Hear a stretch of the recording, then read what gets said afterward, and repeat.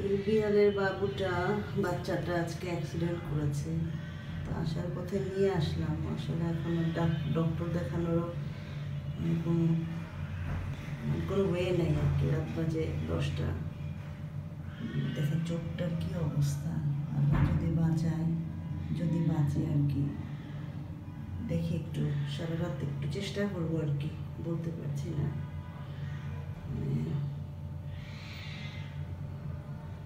বুঝতে পারছি না কী করবো।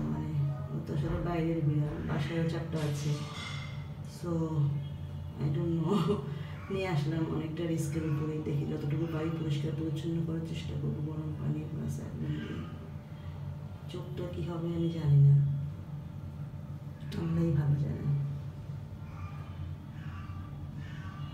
একটা দিন মনটাই মানে খুব খারাপ লাগছে আর কি। একটা টেনশনও কাজ করছে। আবার অফিসেও হচ্ছে, যেতে হবে, জানি না কীভাবে কি সব কিছু ম্যানেজ করবো।